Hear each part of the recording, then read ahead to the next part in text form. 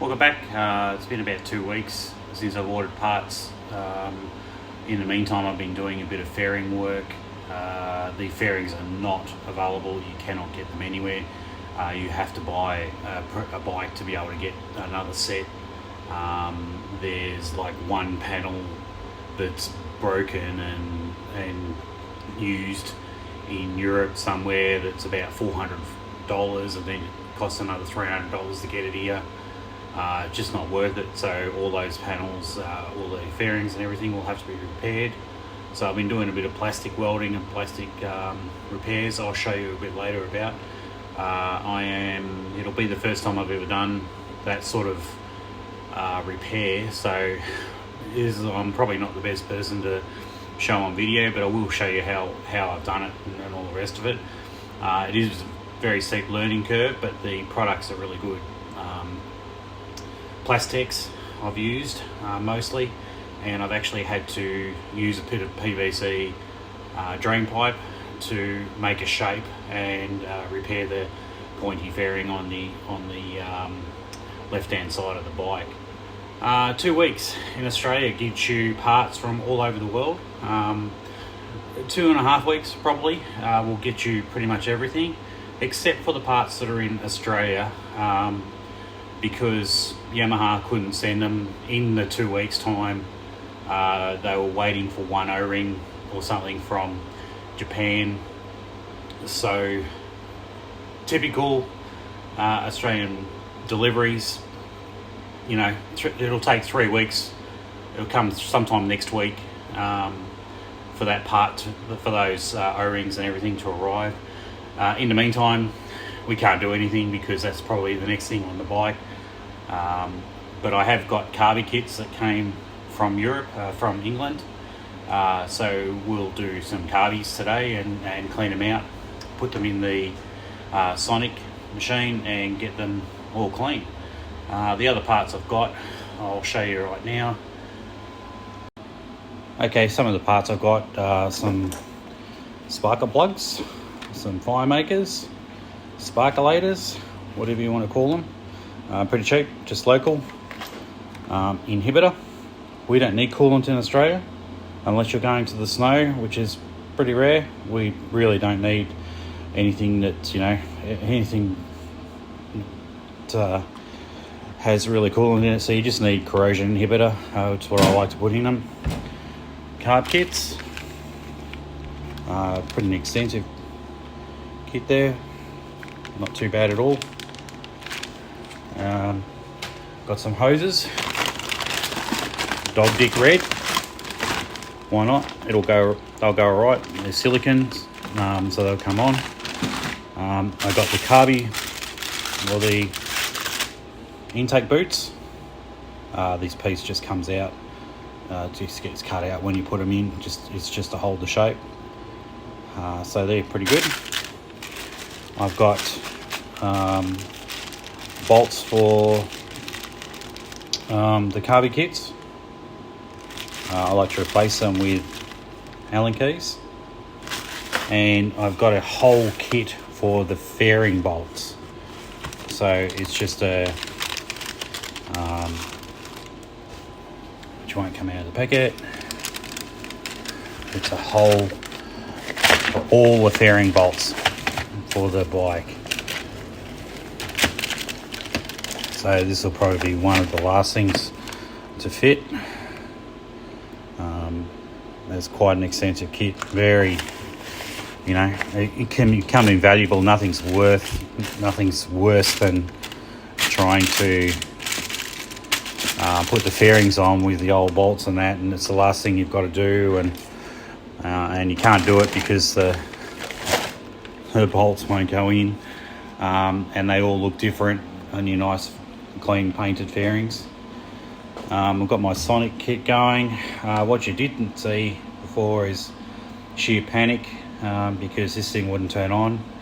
I plugged a kettle cord in down and it went bip, and that was it. Wouldn't turn on. I thought it might have blown the fuse. It hasn't been on for a little while, so I thought the fuse might have been blown. So I took it all apart, did some testing with the multimeter and the everything seemed to be okay. I tested, there's a fuse in the back of this, it was tested okay. Did a quick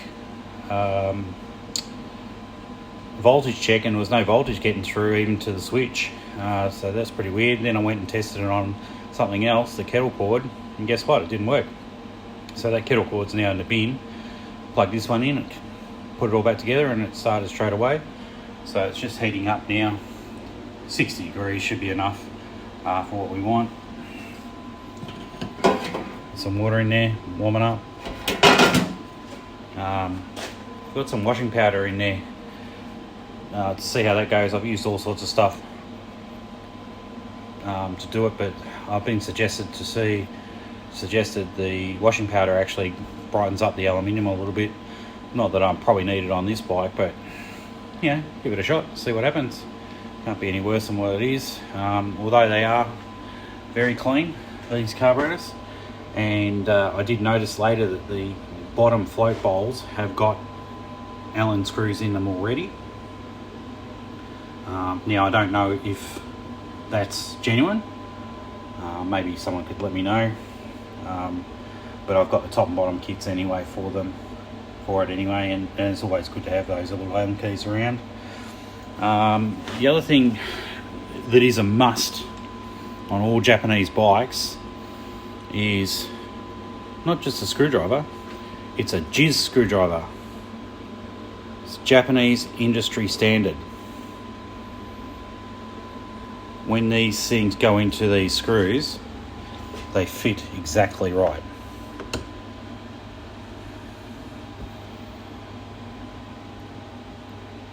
And therefore, any of the other, if you're using normal Phillips head screwdrivers, they will not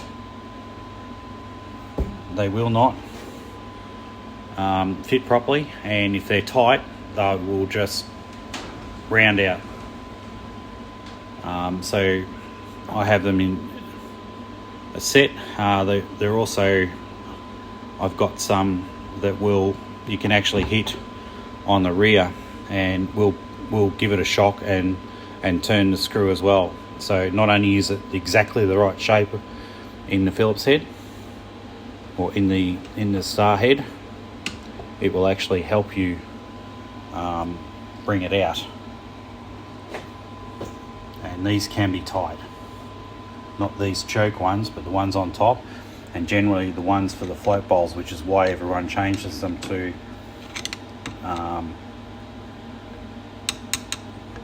Allen keys. Anyway, I'll set you up and we'll start taking these apart and we'll get them cleaned up. Okay, let's start taking this apart. I'll take this idle cable off first. It's just a knob cable that goes to the side of the engine so that you can actually adjust the idle on the fly, so to speak.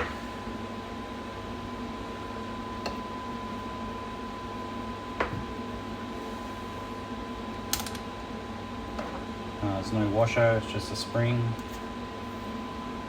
I've got a basket set up here that goes into the sonic cleaner. Take these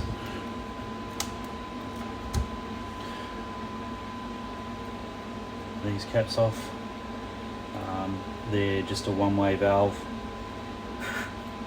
with a bit of gauze in them for the vents. I'm going to start with the tops. Oh, yep, see, they're really tight. Any other normal screwdriver would have just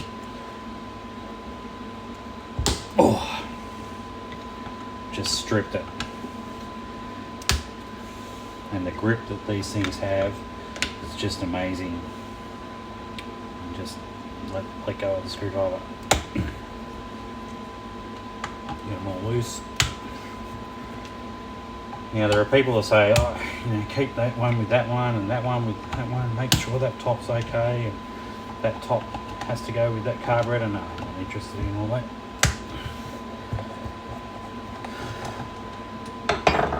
They're mass produced. pick them out of a bin, put them on a carburetor. That's all they do. They're not matched. Stepped bolt. Little stepped bolt there for the plastic so you don't crush the plastic. And there is no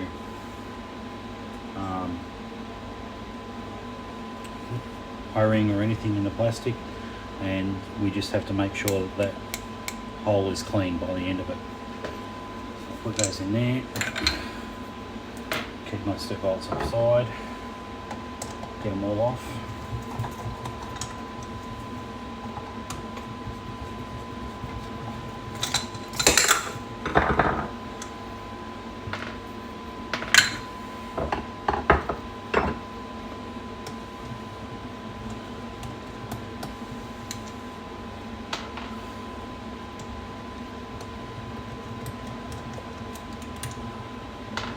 Now if I'm pulling carburetors apart to chase a problem, I will be a little bit more intricate with the way that I would do keeping things separate, because by the time I'm pulling apart carburetors apart, checking a problem, I know which carburetor has the problem, unless they all do. Just checking in here, there's no breakages.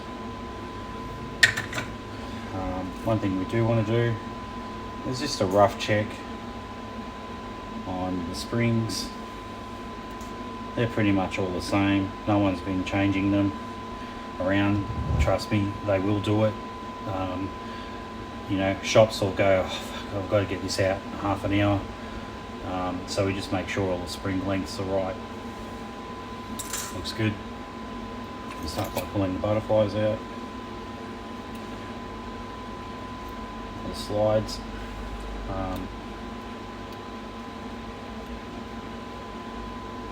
Making sure the rubbers, there's no cracks or anything in the rubbers. What I can feel on the backs of these rubbers is grit. I can actually feel, you won't be able to see it, but if I do that enough, you'll be able to start to see it coming up on my finger, because I can feel a grittiness in just one side on the inside of this one. And it doesn't seem to be on the slide. The needles tape is good. There's no grooves in it, and it's moving. There must be a locking mechanism to hold those ones in place, but we'll leave that for a moment. Let's see if we've got any grit on this side. Oh yeah, you can feel it, definitely can feel it. Yeah, got some, it's probably just a bit of carbon that's built up in there. Wouldn't have come from anywhere else. I know the person who used to own this bike, and he was pretty much afraid of it. So I think, oh yeah, it's quite bad actually. Yeah, it's definitely worth cleaning these up. You can see my hands getting blacker, my fingers getting blacker from it. There's no tears in them. And they're on all four. Now, if it was on one, I'd be a little bit concerned. On all four, I'm not concerned at all. Everything has to be consistent. Everything has to be the same. When you're doing the carburetors, everything you do is the same. We'll get this choke mechanism off now.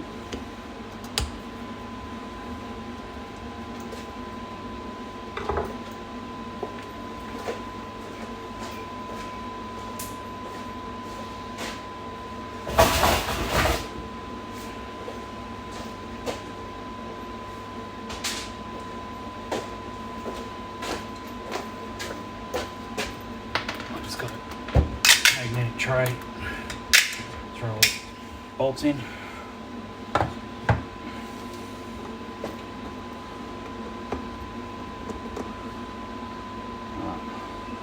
Just a normal sort of step flat bolt screw.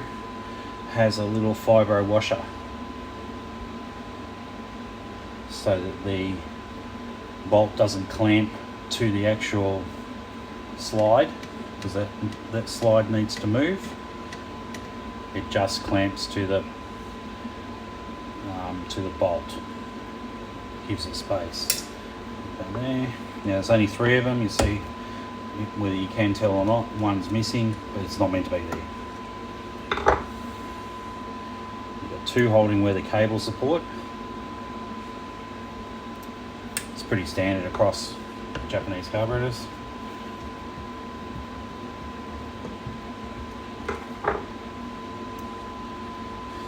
Fibro, little plastic washer I think it is, not really a fibro.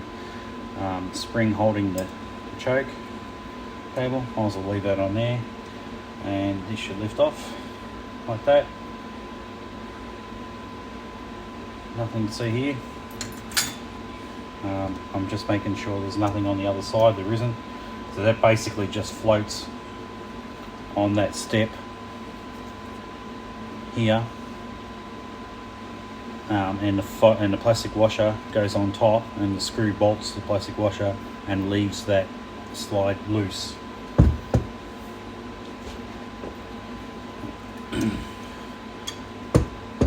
Toss it over.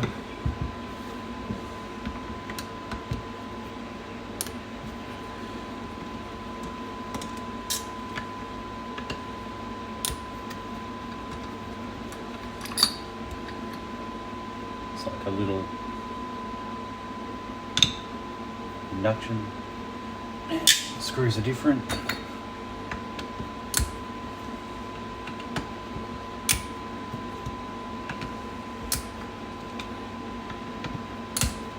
I don't know if you can hear that crack. It usually tells you that they have never been off before.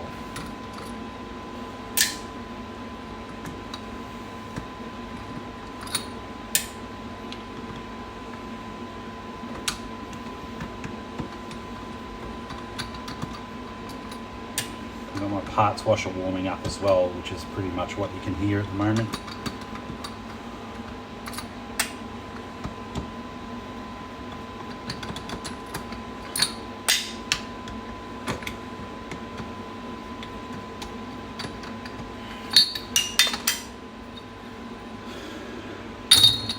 That one didn't make it in.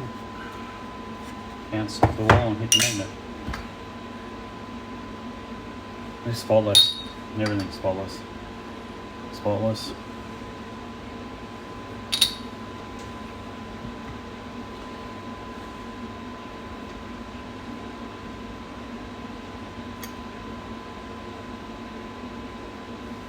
The float chamber's off now.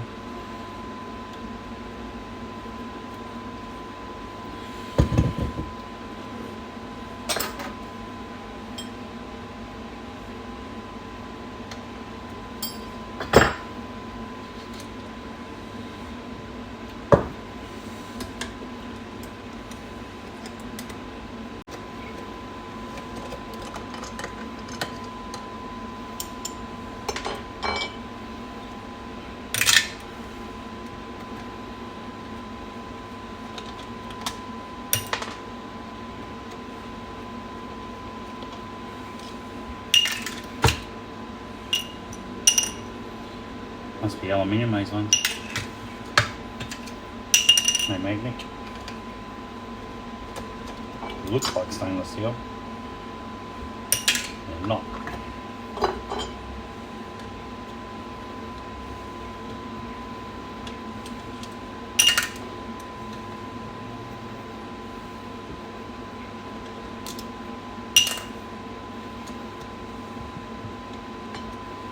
This one.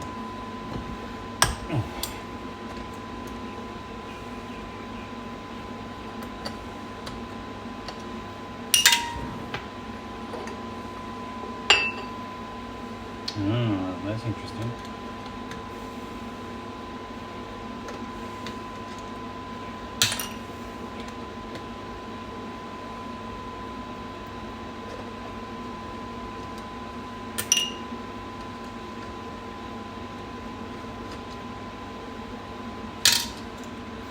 Out of all the ones that I took off, there's only one that's discoloured. I wonder if that one leaked. Now, I had a look. There is quite a bit of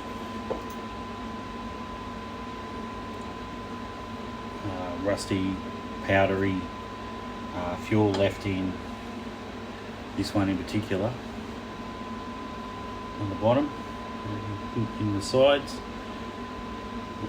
and if you pull bikes apart, even though this has a fuel filter and you're getting them done, oh, let's see if we can get it to run, that's all going through.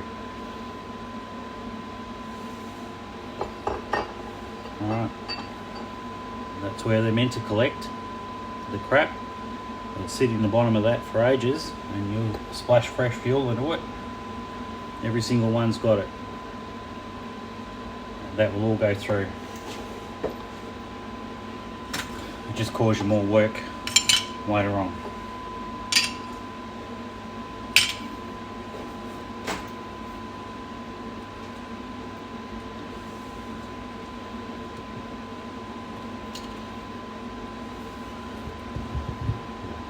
Treat.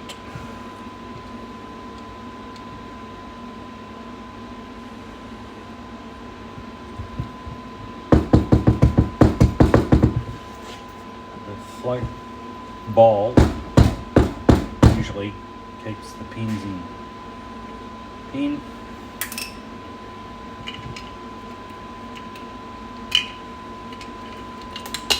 Float.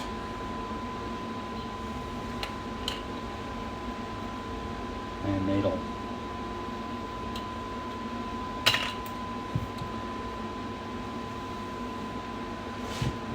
Let's see, you'll see it on the next one. What I'm doing is I'm tapping it slightly. You can see how the pin is coming out here. The float bowls hold the pins in, nothing else do. That one's out. Sorry, I know you can't see the top one.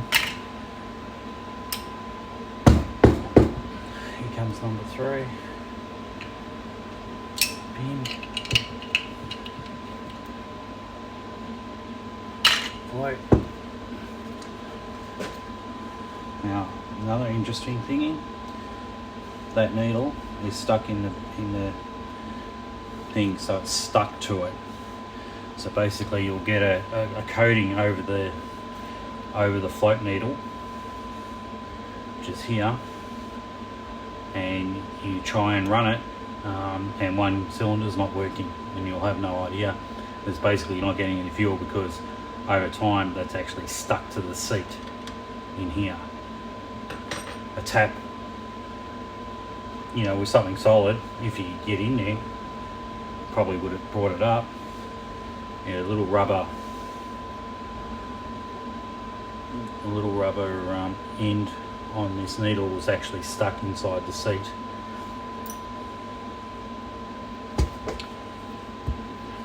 So if I'd started this without doing the carburetors, one carburetor wouldn't have worked, and all 4 would have just put the rusty stuff all the way through the jets, so I would have ended up doing this anyway.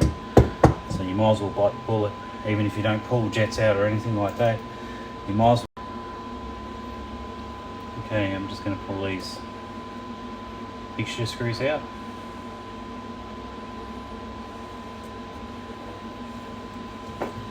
Couldn't find a shorter screwdriver.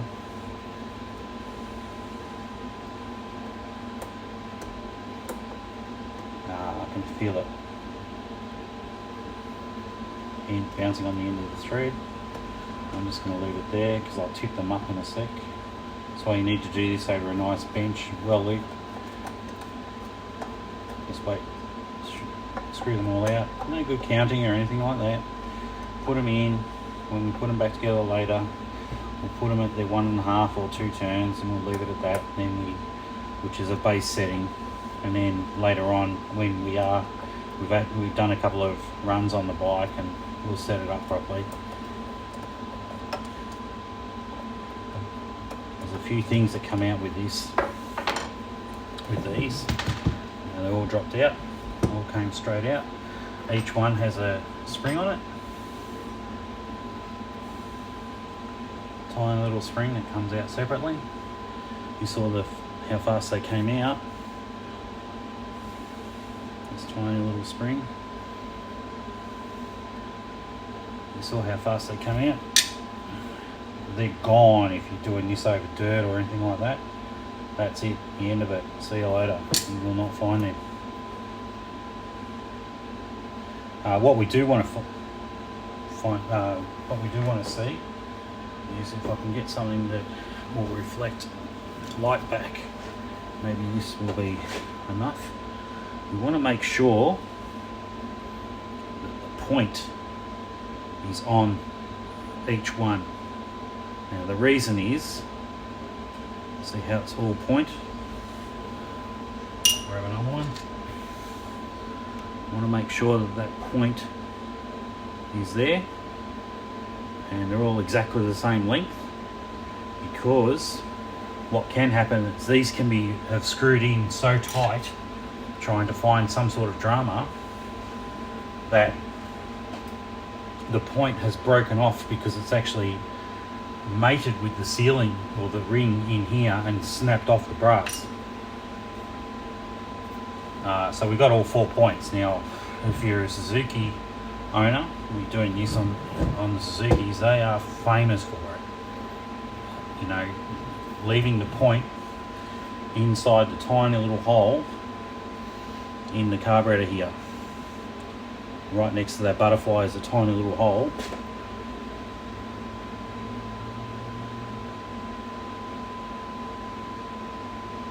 And what will happen is that screw is screwed in so tight, someone trying to find a problem or just not knowing what they're doing, that it breaks the point off in there. And of course from there on you can screw the screw as much as you want. It's never going to work because it's actually shut the fuel off and you're trying to find an issue.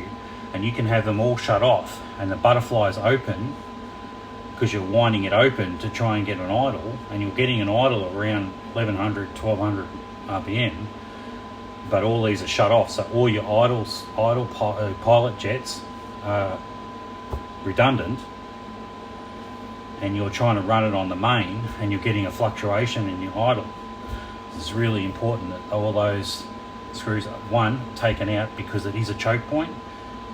Alright, so if anything tiny is going to go through, it's going to go right to that point. It's going to rest up against the needle like that.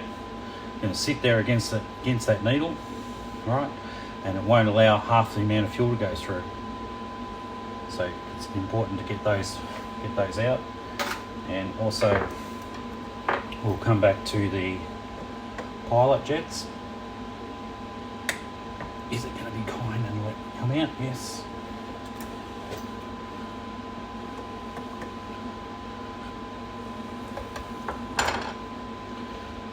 Pilot jet. Right, all different bikes have different pilot jets, different types, all sorts. All right. The only thing that's the same is the pilot jet allows fuel come through at idle to set up the rev run for the main and the needle. So this is what's feeding the bike at idle. So if you got one carburetor not working or not working as well, it's either the screw's turned in too far, it's got too much crap in it, or the idle jet. And what you'll get is a fluff or as you open the throttle, this carburetor then has to go, oh, I'm pulling fuel from the main now to feed past the needle, and it's coming out of here down to here, and it will cause a gap or a lull in the acceleration. If you're getting all 4 doing that, well then it's obviously a tune issue. There's something going on there. I'll just have a look at that through the light, and I can see light through that. That's as much as I need. The only other thing we do with the jets is to make sure all 4 are the same. Trust me. That has stumped me a couple of times. I found that someone's been playing around with it, trying to get it right. What they've done is they've changed idle jets on the outer two, because they're the two they can get to on their older bikes and not the inners. I've even had a dyno guy dyno a bike for me and change the outer mains only. It ran okay, it pulled okay, but what happened is that it leaned off so much in the outer two cylinders it burnt the exhaust valves out. So all four idle jets, I'll have to check the sizes later, because you need a magnifying glass to be able to do it. Now these mains, the main jet is actually separate to the emulsion tube, but I just want to crack off each emulsion tube at the moment.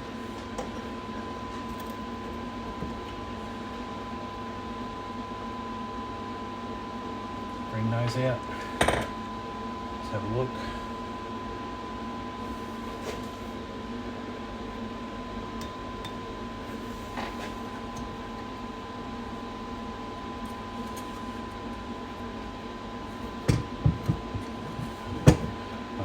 Not an emulsion tube, it's more of a spacer on these. The center of the carburetor is, the emulsion tubes are in the middle. Used to looking at the old ones. Just leave them like that at the moment. Just a spacer to keep it in the fuel.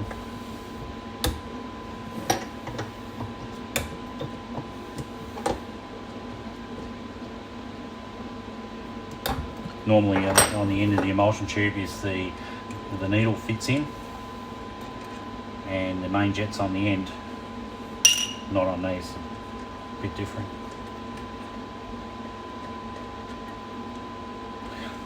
I'm just looking through them as I go. They're easier to see because they're bigger. They're all clean.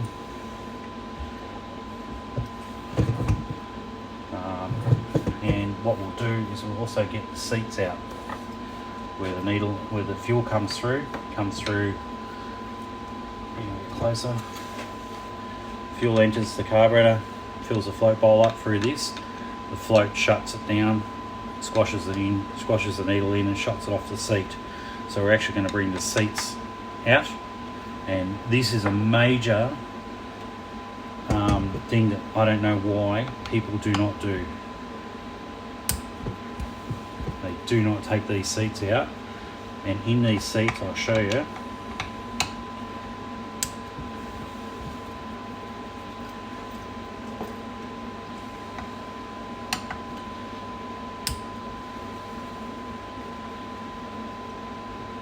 it's just held in by a little screw. Goes alongside the seat and just pushes on the side of the seat. Oh, my carbies are flooding, I've just re-kitted them, I've just done... They just keep flooding. That's a tiny little screw. So...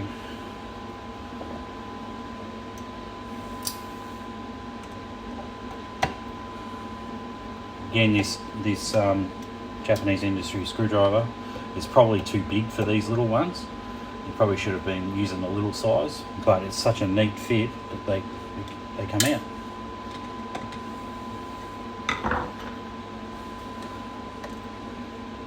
Let's see how good these are to come out. They may not want to come out. Move in.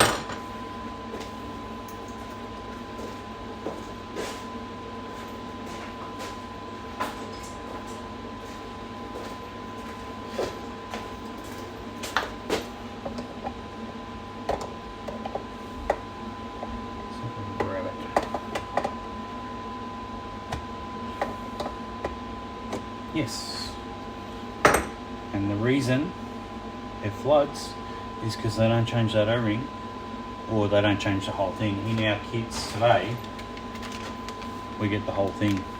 Not only do we get the whole thing, we also get a little gauze filter on the back of it to stop anything coming into the actual float pipe. So the fuel is sitting around that O-ring and sitting waiting to come through that little hole when the needle comes out and lets it drain through, and it shuts it off. But because this O-ring is 7,000 years old and it's dried out, it just comes out past here and fills the float bowl up, and guess what? It's flooding.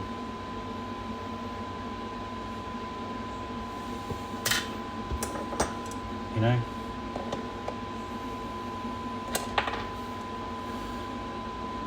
Yeah, it's come out.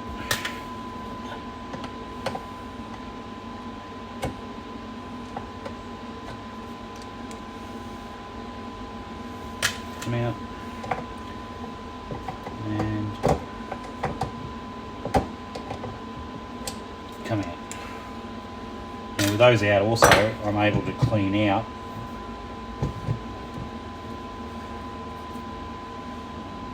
fuel. Goes in through the red pipe here, goes along here and sits there and waits for the float to open and comes through here.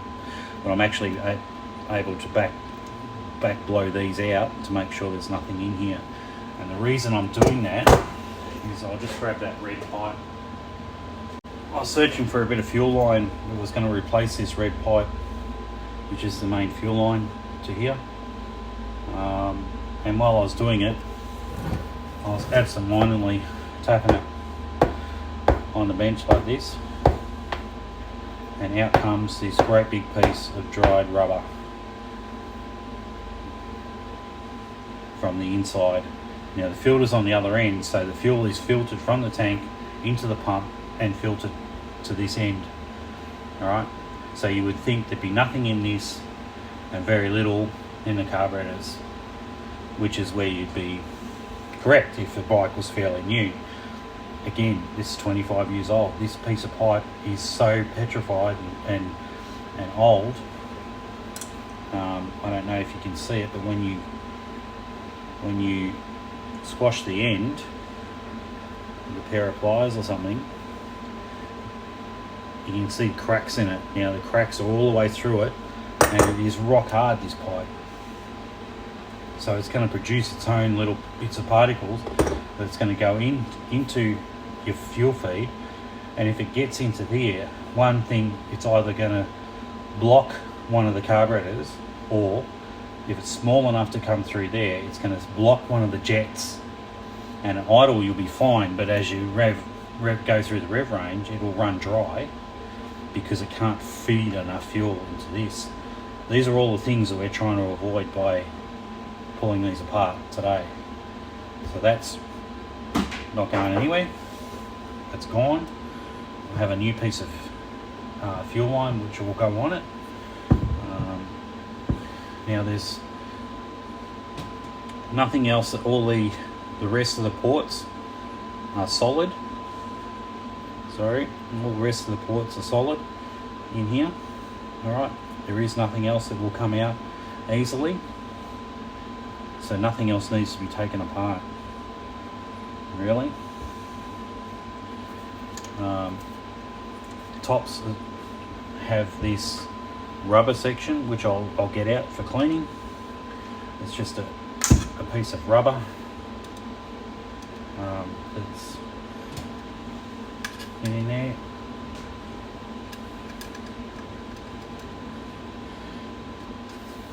Doesn't need to be changed or anything. It's just like a plug. The vacuum seal. Just go in there. Just pull them all out. So I do love this screwdriver. I use it for everything. It's actually part of a tuning set for the GS Suzukis. It has a shaft that goes all the way up, and on the end of the shaft there is a socket. So you have a lever. Put the socket down onto the throttles. Undo the lock screw. Turn it and lock it back up, and then pull the assembly out and see where your balance is. Obviously balances are a lot easier on these, but that was 1980s technology. I've noticed there is a little air bleed screw on the intake side, little air bleed jet I should say. I'm just going to crack those up.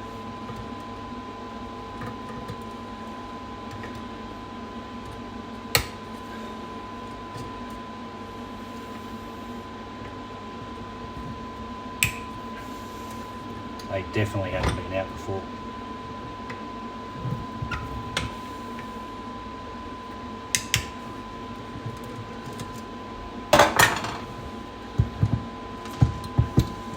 Three came out. Four.